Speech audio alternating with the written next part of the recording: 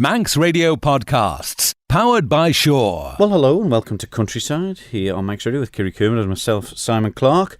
And the conclusion, Kiri, on this week's programme of the Isle of Man Prime Stock Show.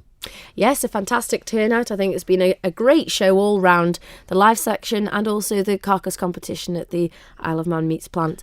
It was a fantastic turnout. Yeah, and who were you catching up with there? Alan Crane, I think, was there, wasn't he? Yes, the President's final event, Alan Crane, and also Ben Kelly, the procurement officer. So we'll have the full results in this week's programme. And also, I had a chat with Bernard Warden, who is the Director of Environment, Safety and Health at DEFA. Obviously, recently it's been highlighted about the dangers of building sites being left open, particularly, I suppose, for the younger generation. There's lots of dangerous items and can cause serious harm on building sites. And of course, I had a chat with Bernard about whether there's how many dangers are on farmyards, and particularly ponds and dubs that are around the farmyards that may not be too close in view, from the farmyard. So I'll be catching up with him. And also, it's been a while since we've had the young farmers. Yes, it's all changed again with their recent AGM, and they've got a fantastic calendar ahead of them and a busy few months coming up. So you can listen now to it all in full detail. Manx Radio's Countryside is brought to you by NFU Mutual.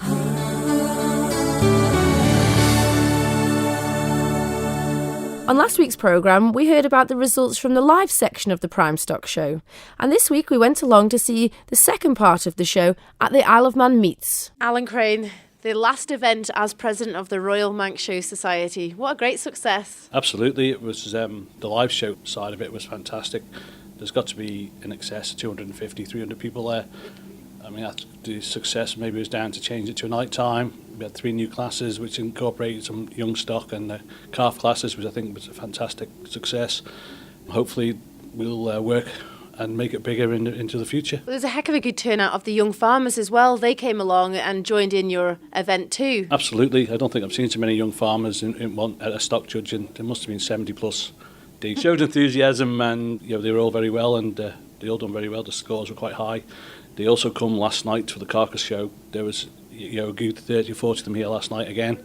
And again, the scores are so high, so there is enthusiasm and the skill is there. But not only that, the catering ladies had a bit of a job on Monday night as well. Oh, they had a bit of a nightmare, to be fair. I mean, I've got to thank Claire and Anne and Dennis Duggan. They provided a marvellous service. I think we were all well fed until they ran out.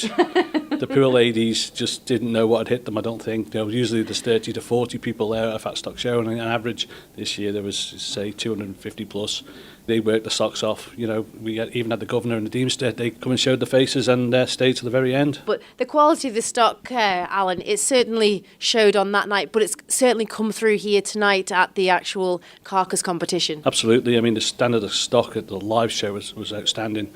If we could show you in the freezers, it's still outstanding. The carcasses are fantastic. They are well to look at. They're hanging well. They're killing out percentages as well. So the Manx farmers are doing it right. And these animals, they'll be auctioned off tonight to butchers? No, not this year. Unfortunately, the butchers were asked, but they declined. So luckily, ShopLite have come in and they're going to pay a premium, or have offered to pay a premium on the meat for this year. Hopefully, maybe the butchers will come back in the future and we can go back to the old days where they were auctioned off, because they sell the prime carcasses the Isle of Man can produce. And it was always so lovely to see the rosettes and the silverware in the butcher's shop windows. It's something that you don't really see anymore. They're still supporting local though, especially ShopRite. Absolutely. It would be nice to see the trophies and have the names of the exhibitors displayed on whoever buys it, and maybe a picture with the winner and the rosettes. It would be a nice tradition to go back to. Do you know what the judge was actually looking for in particular? Because a lot of people, they want the best eating experience. They always say the Aberdeen Angus and native breeds have a lot more fat and it cooks better at home, and the housewife prefers it. But people are maybe pushing towards the lean meat more now. They're the less fat. I don't know so much. I mean, he was a good traditional judge, and Dave Overfield, he picked a real nice carcass. It wasn't over fat. It was a U3L, which is good quality. It's going to yield a lot of meat. That's what he said in his overall account of it. There was a lot of cover on it, just a nice cover of fat, and it is a nice carcass. And it's the same go for the lambs. They're just a nice yield of carcass, and they'll eat very well. And I see the farmers have got quite a tight window to follow in what animals they produce. Obviously, they're at a very high quality and high welfare standards on the local farms. Is it more and more difficult for people to get the correct animals for what the supermarket or for what the butcher wants? No, I don't think so. I think the Manx farmers are very, very well at adapting into different situations. They seem to be able to go out and produce what the butchers and the ShopRite and the consumers want. They seem to be amazing at adapting to these changing breeds. They can change it very quickly and supply the market what we want.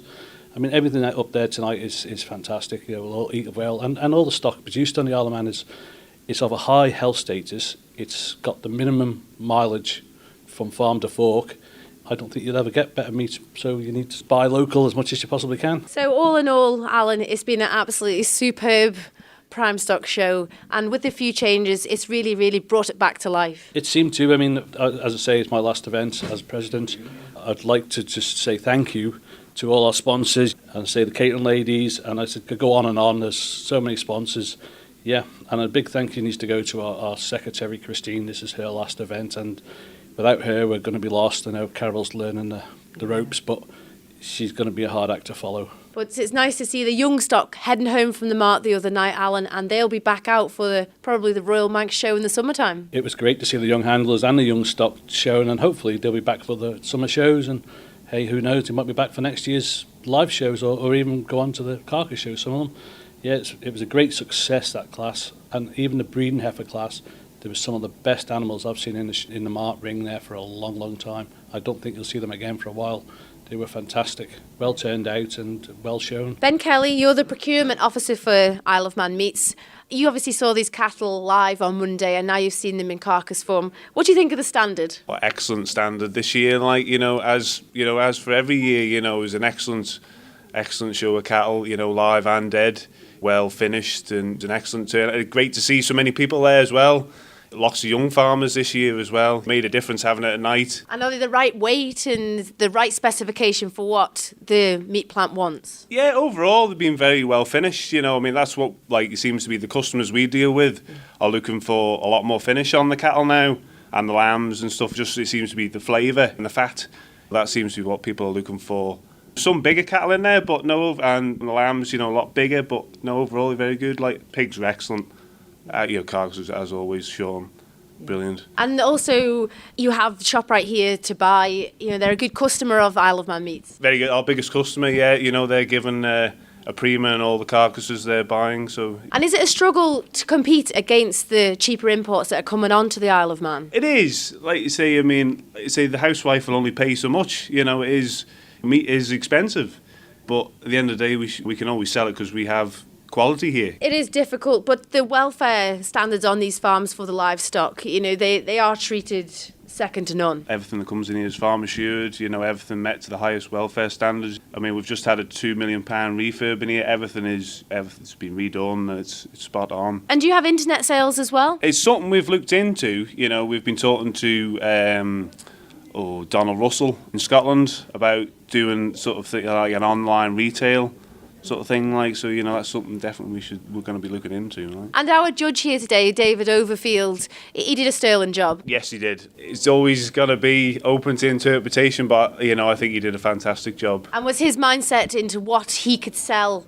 The carcass was what he could sell. He's judged it as a butcher buying. Like you say, there was other carcasses there worthy of the prize, fitting the butcher's spec. Yeah, he's chose what he would buy himself, so it's good. The Fat Stock Show or Prime Stock Show is well supported every year. Do you see many dips in numbers, or is it still coming up? This year, certainly, it's made a big difference. Having the show at night. I've never seen it so busy, at Knockalo. And then yet again tonight, been another fantastic. And young farmers on the Monday night as well, the judging, hardly room to move. So it was great to see, that's the future. For the industry, and the plant. Well, that's it. It's nice to see there's a lot of enthusiasm, within the agricultural industry. It's just getting the marketing above board and moving forward. Yes, it's always going to be, we're an island, it's always going to be difficult. We've got to compete. Everything the farmers buy in is always going to be £60 a tonne dearer, and when the stuff has been slaughtered, we've got to get it out, as well as there's a cost again, trying to pitch that into a UK market. trying to compete on price, because price is what it comes down to. But if we've got the quality, it gives us a chance. That was Alan Crane, the president of the Royal Manx Show, and Ben Kelly, the procurement officer for Isle of Man Meats. Well, Kerry, this sounded to be a lot of interest shown on the final phase of it as to who was going to win and get prizes. Yeah, it was. The standard was really high this year, and there was a strong competition, and especially in the second phase at the Isle of Man Meats, it was just a fantastic display of quality livestock and a great turnout. And I think the introduction of it being evening and also the new classes has brought it back to life. It was a fantastic event. Yeah, was the representatives from all areas of livestock there? Yeah, there was a great turnout, especially in the beef section. But also it was nice to see the Deemster and the Governor all coming along to show their support towards agriculture and the enthusiasm from the young farmers. It was really, really good. Did they nip home with a bag of chops with them, did they as well?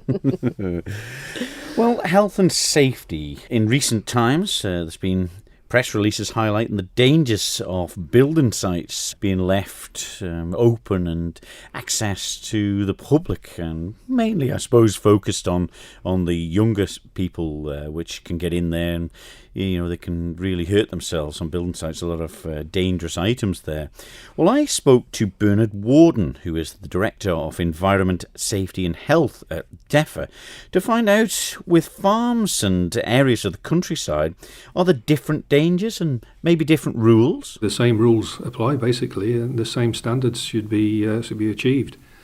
Anybody that runs a business needs to make sure that that business is as safe as reasonably practicable, and they need to identify the risks associated with that business, be they risks to their employees, to themselves, or indeed members of the public who might use their land. Farmers, of course, and farm workers in the past, I suppose, there's a lot of dangers on farmyards and the surrounding areas. I mean, were the older generation a little bit different than the modern ones? I think that's very difficult to say, but in general terms, farmers tend to be... They spend a lot of time on farms. They're born and raised on them, and they can be quite familiar with the risks that are present. And as such, they do understand the ways to control those risks. That's not always the case, however, unfortunately. And from time to time, we hear, thankfully, in the last 5 years, during my time living and working on Ireland, we haven't had any major incidents. But across the UK, there have been some really nasty incidents that have occurred on farms. Your experience away, have you had to go and investigate these yourself? Yes, I have indeed, yes. There have been a number of unfortunate incidents. Probably the most distressing was a young boy who was the son of the farmer and his wife, and a 10-year-old who was killed on an ATV, a quad bike accident, while on the farm. I don't want to do that sort of investigation many times more in my career. We just spoke about farmers growing up with the risks, but is there information available that can maybe explain more risks than they never really have thought about in the past? Obviously, there's belts and pulleys, don't stick your finger in, obvious things. The main risks are there, they've always been there. They revolve around plant and equipment, tractors, slurry pits, slurry tanks, the animals themselves. Animals are powerful and sometimes unpredictable. There are a number of significant risks, and the best way to ensure safety is to identify those risks up front, to introduce reasonable, proportionate controls, and make sure that you, your team of employees and members of the public are made aware of what they need to do to keep themselves safe. I've always thought about a lot of farms, or even areas that were farms and now they're just public houses, and they came with dubs and ponds maybe there. I suppose when the pond or the dub is close to the farm, everyone's keeping an eye on it, but there are some sort of a little bit more further away from the farmyards, isn't there? Indeed, yes. Again, it's down to carrying out a risk assessment. If you think that the farm is in an area where members of the public are likely to gain access, and if the physical condition of the pond or dub is of concern, i.e. if it's more than 18 inches deep, and if the banks are likely to make it difficult to get out of it should you fall into it, then you need to be taking measures. And those measures are dependent upon the level of risk. It's very much a common sense approach to dealing with risk. I know, and I've read certain leaflets as well about people, wherever they are in the world, just diving in a dub or a pond and swimming, and the cold water has zapped them like that, and been a tragic circumstances too. You're quite right. Still water looks inviting, especially on a hot day. It can be incredibly dangerous. So if you're the owner of a piece of land in which a stretch of water like that exists, then you have to carry out that assessment. If there is a danger that somebody is going to be attracted to dive in, and there is that level of risk, you have to prevent it. When I say prevent, the law requires people who run businesses to do that which is reasonable to prevent the risk. One last thing, I suppose people listening will be thinking that the health and safety, it's going mad and they'll be round at every farm to fine us and all that. But you don't want these things to happen. You have had experience of investigating these things. Preventative action is the key, and you're there to help, aren't you? Very much so, yes. You raise a good point. Anybody that has any questions at all about health and safety and how they think they should go about controlling the risks on their farm, please feel free to give us a call. We get much better results working with people. Bear in mind, people who work on farms are the ones that really know all about the hazards and the risks associated with their piece of land, with their business. So we can work closely with those to get it right up front, to avoid the incidents occurring in the first place, and that's always a good place to be. And if anyone wants to contact the department about any health and safety information or help, we would be very pleased to hear from them, and the best way of getting in touch with us is over the phone, and it's 686 247. Bernard Warden, the Director of Environment, Safety and Health at DEFRA there, with some advice. And there are a lot of dangers, farmers, and particularly when we were talking about dubs and ponds that may not be right next to the farms, where children, for instance, can sort of walk onto the land and may be vulnerable to it. And particularly not just the deep water, that cold water, Sim, as well, where people just go in and think, oh yeah, I'll have a swim. In the cold water. I've seen lots of posters about the dangers of that. So some good advice there, and they are there. That's the important thing. You know, they're not there to slap red tape on everything, as Bernard was saying. They want to try and make the environment safer for everybody, you know, and they're there on the end of the phone line for advice as well. Yeah, it's nice to have someone to turn to and, like you say, seek advice. And, you know, it's the prevention, isn't it, of something that can really be fatal. Yeah, well, I was messing with a turnip drill when I was a youngster, and pretending it was on a motorbike, and pulled it and knocked the wood out from underneath, and it rolled over and broke my leg. Goodness me, it's in a blink of an eye. It can happen just like that.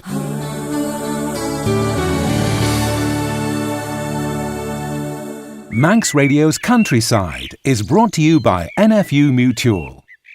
Well, Kerry, it's been a while since we've caught up with the Isle of Man Young Farmers Federation, and you popped along to speak to a couple of them because there's been some significant changes in the Federation. Yes, that's right. They had their recent AGM, and I went along to see Finlow Creer, the new chairperson, to hear all about it. I was voted in as chairman, taken over from Jamie Watterson. Rob Watterson from the Southerners took over as the vice chairman.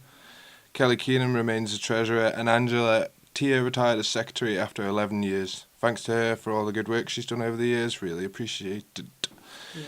Hayley Crowe from the Eastern has took over the role from Angela as the secretary. All new and exciting ideas for the year ahead, I imagine.